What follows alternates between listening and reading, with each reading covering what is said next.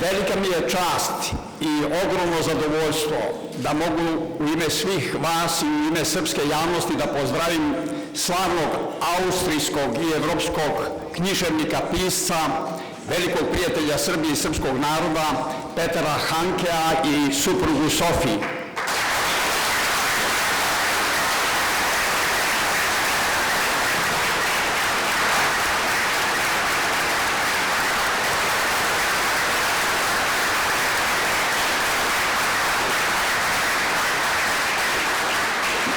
Sada bih zamolio gospodina Hankea da nam se obrati. Gospodine Hanke, izvolite.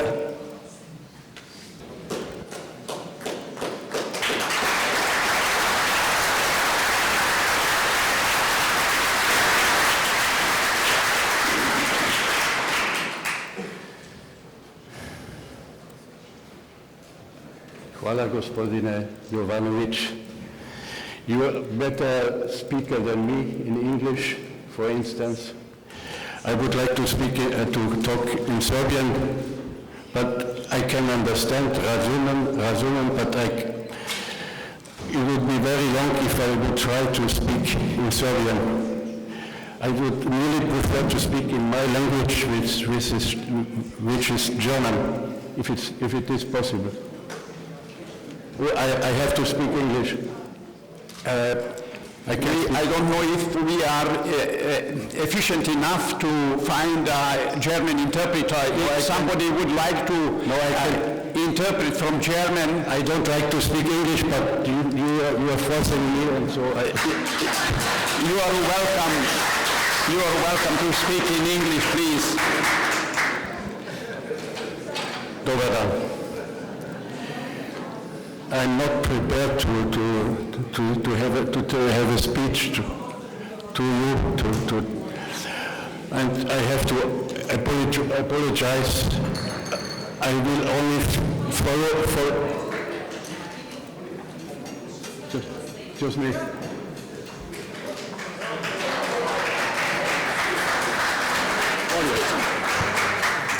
We thank our colleague and our friend who will translate from German into Serbian. Sie können ruhig Deutsch sprechen.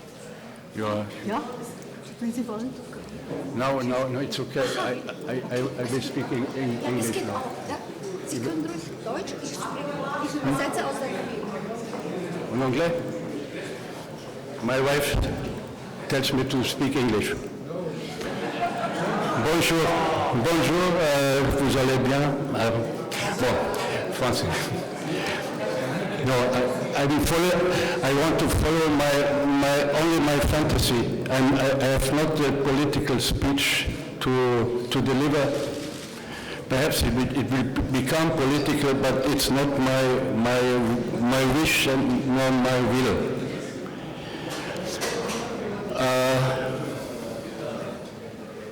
I have been during the bombing. I have been two times in Serbia, which was called at the moment. It was. You can speak in German. Yeah. We'll manage. We have an interpreter for German right now, so you can speak in German if you want. Yeah. Okay. Yeah. But German can be beautiful too. Yeah.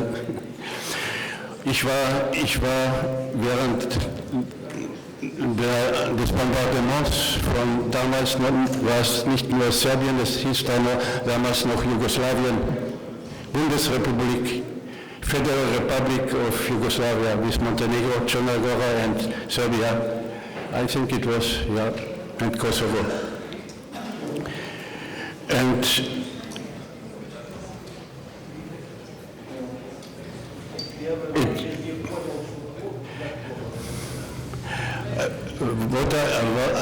woran ich mich am intensivsten erinnere von diesen zwei Reisen während des Bombardements, das war eine Dame, eine Ärztin, die in einem Krankenhaus bei Novi Sad gearbeitet hat, in einer Krebsstation, frei nach Alexander Solzhenitsyn. Und diese Dame haben wir 2, 3 besucht, und ich kann mich noch erinnern, wie sie erzählt hat, dass durch die Bomben die Krebskranken nicht mehr behandelt werden konnten. Können Sie verstehen? Wird das? Und ich kann mich an die Augen und an die Stimme dieser Ärztin erinnern, wo sie plötzlich geweint hat und gesagt hat, warum müssen diese Leute sterben, was haben wir denn Böses getan, damit, dass wir bombardiert werden, was hat das Volk verursacht, dass es so bestraft wird. Und das war für mich dann das Ausschlaggebende, diese Berichte der zwei Reisen in den bombardierten Serbien, Jugoslawien unter Tränen fragend zu nennen, frei nach der stehenden Wendung, die Homer in der Ilias verwendet, wenn Leute sowohl lächeln und zugleich weinen, wo steht Dakryoen gelasas, das ist griechisch, unter Tränen lächelnd. Und ich habe das variiert unter Tränen fragend. Ich weiß nicht, ob diese Berichte von den zwei Reisen während der Bombardements in Serbisch publiziert worden sind. Ich glaube, es gibt sie auf Serbisch. Aber natürlich ich sehe auch die Fotos der getöteten Kinder hier. Ich kann mich erinnern, dass nach der Bombardierung der Brücke von Varvarin, wenn ich mich erinnere, war das nicht zu Pfingstfest 1999, als Sanja Milenkovic, ich entziffere das auf, Sanja Milenkovic mit ihrer Freundin auf der Brücke nach einer Pfingstfeier war und sie, die, glaube ich, wenn ich mich erinnere, als eine der besten Mathematikschülerinnen von Serbien gegolten hat, mit 15 Jahren, glaube ich, war das. Und das ist nicht die einzige. Und ich glaube, all die Kinder stehen für sämtliche Kinder, nicht nur in Serbien, sondern in der ganzen Welt, ob in Syrien oder im Irak, die das Opfer der humanitären Aktionen, wie man sie heute scheußlich nennt, geworden sind. Ich könnte viel erzählen, aber Sie haben ein großes Programm hier. Ich fühle mich, Gospodin Jovanovic hat gesagt, ich bin ein großer Freund Serbiens. Ich glaube, es genügt, wenn ich sage, ich bin Freund. Ein Freund ist schon was Großes, finde ich. Man muss nicht extra groß dazu sagen. Nicht Veliki Prijatelj ist fast eine, wie man sagt, Tautologie.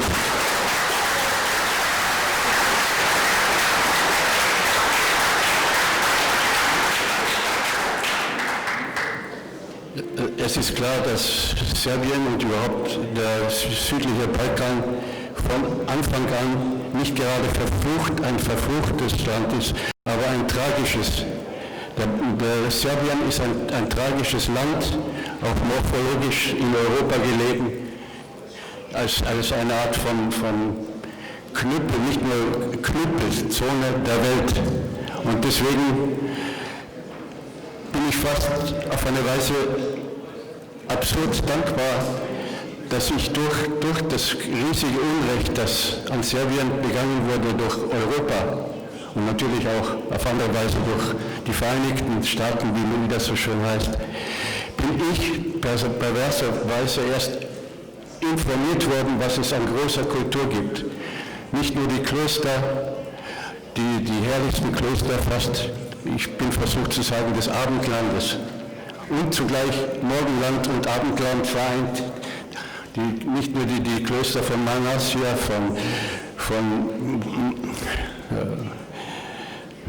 Fruška Gora, überall. Ich glaube, meine große Dankbarkeit ist durch die Perversität und das Unrecht dieses Krieges, dass ich ein Land kennengelernt habe mit den Formen, mit der Kunst, mit den Rhythmen, mit dem Himmel, mit allem, was das Herz gesund erhält und was das Leben weiter erzählt. Und nicht nur die Klöster natürlich, sondern auch die Literatur, auch die Malerei. Jetzt bin ich nicht sicher, die junge Frau, die im Ersten Weltkrieg umgekommen ist, Malerin Petrovic, glaube ich, Nadezhda Petrovic, das war für mich ein großes Ereignis, nur um zu erzählen, was ich profitiert habe durch das Unrecht, dass ich Ivo Andrić von A bis Z gelesen habe, Miloš Čulianski und dann später auf eine andere Weise, aktueller Alexander Tischma, den ich in der Härte des Schreibens, im Realismus, in der Mitleidlosigkeit, die aber aus einem großen Mitleid bei ihm kommt, kann ich nur mit Honoré de Balzac vergleichen. Ihr habt große Schriftsteller und durch das Unrecht, das euch passiert ist, bin ich bekannt geworden mit euren großen Menschen. Und vielleicht, warum soll man dann Novak Djokovic nicht auch ein bisschen dazu zählen? Ja? Und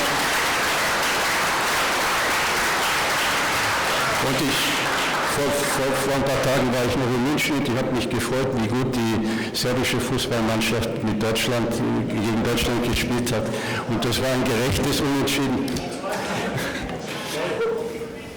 Und hier, wir wollen keine Ideologie von Europa hier. Europa ist ein schwieriges Problem, ich werde mich nicht einmischen. Ich habe an Europa geglaubt, aber ich habe aufgehört, an ein Europa zu glauben, als ich in Slowenien und in Kroatien zu Besuch war. Und nicht alle Leute, nicht alle, aber gerade einige Intellektuelle dann sagten, wir müssen eine 3 Etagen hohe Mauer gegen Bosnien, gegen Serbien und Mazedonien errichten.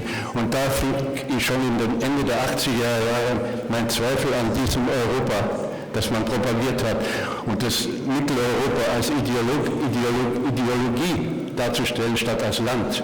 Und das war schon einer der ersten Todsünden, die nach dem Zweiten Weltkrieg, die hier begangen sind. Andererseits darf ich auch vielleicht kritisch sein oder kritisch versuchen zu sein. Viel zu spät habe ich dann auch gelernt oder auch gespürt, was Goliotok war in der Nachkriegszeit von Jugoslawien, das ich fast als eine Ikone erlebt habe, ich als Mensch aus Österreich. Ich sah immer die Karawanken im Süden und ich dachte immer, da hinten fängt das große Land an, Jugoslawien. Und natürlich ist es Romantik, aber die Romantik kann genauso realistisch sein und viel mehr Energie entwickeln als jeder journalistische und sehr auch nicht abzulehnende Realismus. Ich kann mich erinnern, im Kloster Manassia saß in dem Raum, wo man dann einkauft, die Produkte des Klosters, eine Dame, eine Nonne, in religiös. Und die sprachen Serbisch, wie wir beide, und sie hatte einen Akzent und die erzählte, dass sie keine Serbin, sondern dass sie ganz weit aus Irland kam, aus dem Nordirland. Und das war für mich, mit welcher Verlorenheit und zugleich Tapferkeit und Freude sie ihren Dienst als Nonne in Manassia verrichtet hat. Und da dachte ich, die einzelnen Leute, verlorene, isolierte Leute, das sind wir heute in Europa. Und das ist mein Europa, zum Beispiel.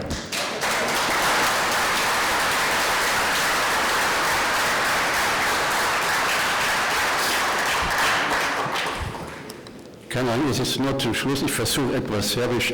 Eines meiner liebsten Lieder, die ich als Text auch, die ich kenne, ist von Tozovac. Ne? Das heißt Lajkovačka pruga, das kennt ihr wahrscheinlich alle, oder? Ich versuche das bitte um Nachsicht über mein Serbisch. Aber keine Angst, ich werde nicht singen.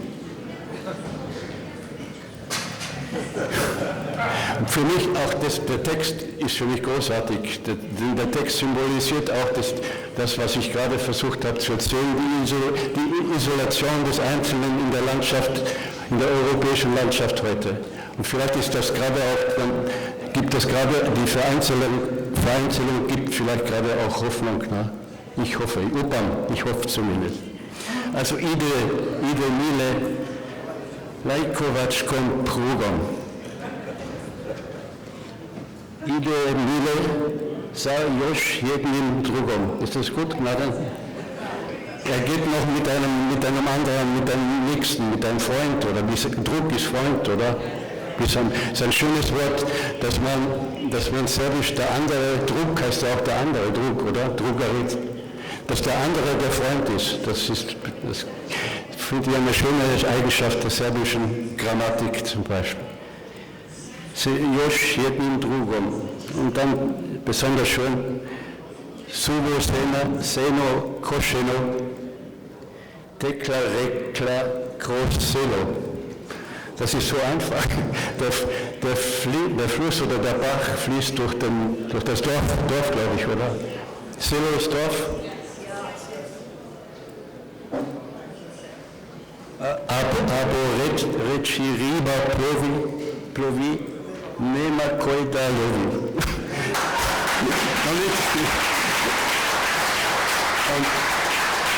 Und dann kommt diese unendlich schöne, traurige, die zwei Schlussverse. Nemoj, das ist ein Ausruf, wie aus dem Psalm des Alten Testamentes fast. Nemoj mile da ostavljaš. Druga nemoj mile. Es gibt einen anderen mit dir. Bleib bei mir, Mile, ne? Bleib bei mir. Und dann, warum soll Mile bei mir bleiben? Weil Dolgatschka je Lajkovačka Pruga. Die Linie nach Lajkovac ist sehr, sehr lang. Und ich glaube, ich kann mich damit identifizieren, mit dem Menschen, der einsam auf einer Bahnstrecke geht, vor allem in der Nähe von Lajkovac. Hvala lepo.